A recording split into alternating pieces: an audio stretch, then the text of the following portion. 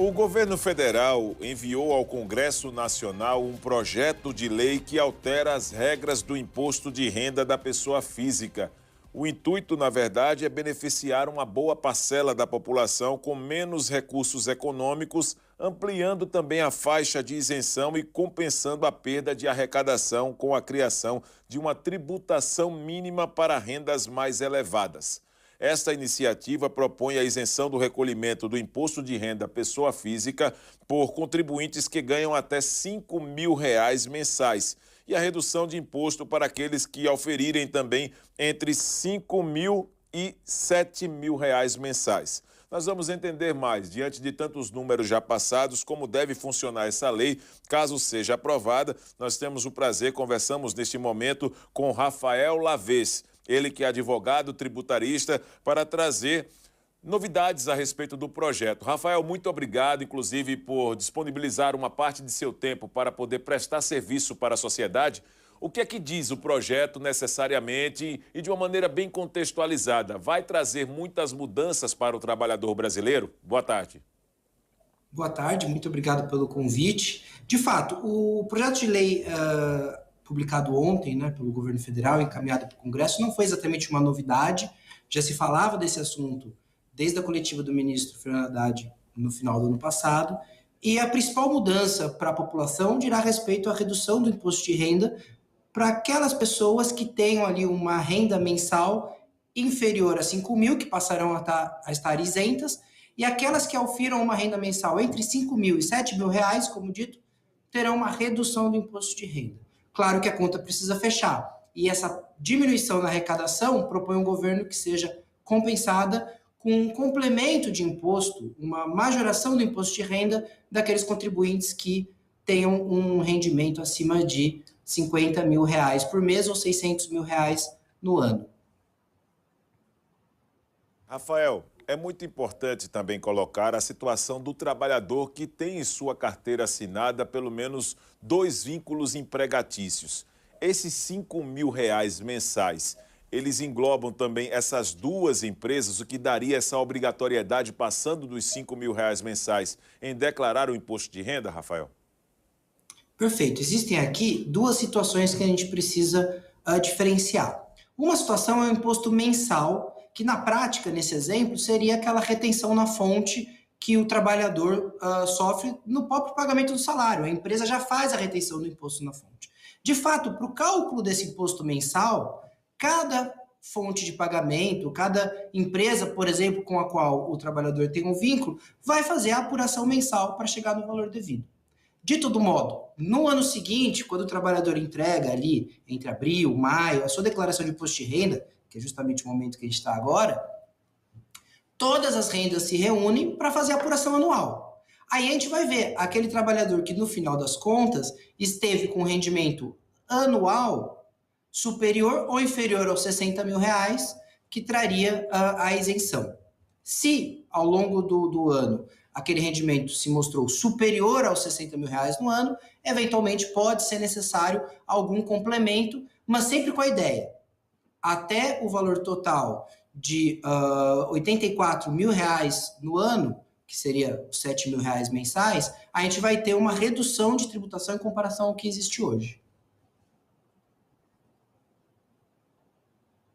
E de uma ideia mesmo que o governo federal está tendo para beneficiar uma boa parcela da população, ou até mesmo de trazer também um certo controle para entradas e saídas desta movimentação econômica aqui no país, Rafael?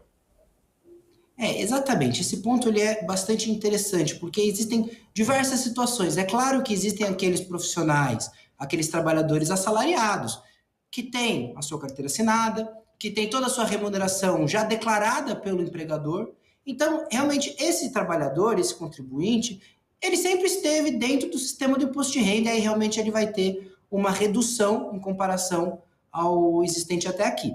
Mas também a nossa economia se diversificou, então existem hoje novas atividades que acabam sendo desenvolvidas de forma autônoma pelas pessoas e muitas vezes o caminho acabava sendo a sonegação ou deixar de entregar uma declaração de imposto de renda. Quando a gente sobe essa faixa de isenção para 5 mil reais, a gente convida estas pessoas como bem dito, a se regularizarem, a se formalizarem. O que, ao final das contas, pode ser algo interessante para a economia, porque a pessoa passa a ter a sua declaração devidamente entregue, o patrimônio formado vai estar regularizado, vai ter uma comprovação de renda que vai ajudar a conseguir um aluguel, obter um financiamento.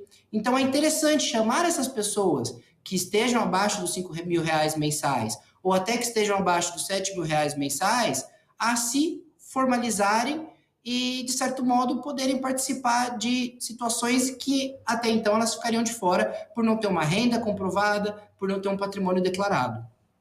E passamos, claro, essas informações para uma grande parcela da sociedade. Agora, falando daquela parcela seleta, daquela qualidade de contribuinte que tem, por exemplo, rendimentos anuais de aproximadamente R$ 600 mil, ou seja, R$ 50 mil mês. Quais serão as responsabilidades e o que o decreto, por exemplo, pode trazer de mudanças também para a apresentação dos dados junto à Receita Federal a partir de agora, Rafael? Perfeitamente. Como na camada na camada com menos rendimentos da população existirá esse alívio, essa redução de tributação, o governo faz as contas e entende que a conta precisa fechar com aumento de arrecadação do outro lado. Basicamente, a gente tem duas medidas aqui que são importantes de serem destacadas. Primeiro, que o governo enfrenta no projeto de lei uma discussão antiga que dizia respeito à isenção dos lucros e dividendos. Então, hoje, no sistema atual, quando uma empresa, não importa qual seja o seu porte, quando uma empresa desenvolve uma atividade, tem lucro, paga o seu imposto no nível da empresa e distribui os lucros para o sócio ou acionista, esses lucros chegam à física livres de tributação. Pretende o governo, com o projeto de lei, que isso mude. A partir da aprovação deste projeto de lei, os sócios, acionistas que recebam num mês mais de R$ 50 mil em distribuição de lucros de uma determinada empresa, passarão a estar sujeitos a um imposto na alíquota de 10%. Então, 10% daquele lucro, que hoje não é tributado, passará a ser tributado ali mensalmente no recebimento. A segunda medida é, independentemente da origem, se a pessoa tem os seus rendimentos provenientes de lucros e dividendos, se são, eventualmente, ganhos na bolsa, não importa. Se essa pessoa tem acima de R$ 600 mil no ano, ou seja, 50 mil mensais, ela terá que fazer um teste no final, quando entrega a sua declaração, para saber qual é a sua alíquota efetiva, quanto ela está pagando de imposto. E aí, progressivamente, de 600 mil até 1.200.000 no ano, a pessoa que tem 1.200.000 no ano precisará pagar, não importa de qual forma, pelo menos R$ 120 mil em imposto de renda, 10% da sua renda total.